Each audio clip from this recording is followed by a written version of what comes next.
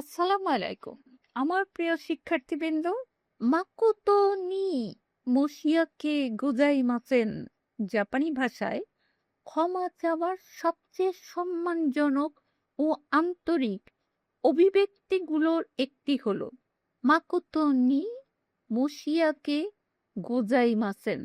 এর অর্থ আমরা আন্তরিকভাবে গভীর দুঃখ প্রকাশ করছি অথবা উই ডিপলি অ্যাপোলোজাইজ।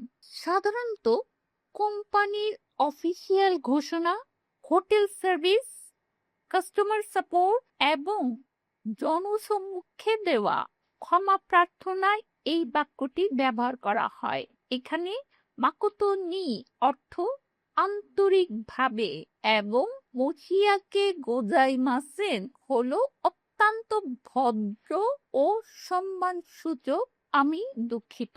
তাই যখন কোনো প্রতিষ্ঠান বা ব্যক্তি গভীর শ্রদ্ধা ও দায়িত্ববোধের সঙ্গে ক্ষমা চায় তখন তারা বলে মাকুতো নি মোশিয়াকি গোজাইমাসেন। জাপানি সংস্কৃতিতে এটি শুধু একটি বাক্য নয়, বরং বিনয়, সম্মান এবং দায়িত্ব স্বীকারের প্রতীক। মিনাসান গাম্বাতে কুদাসাই। সায়োনারা।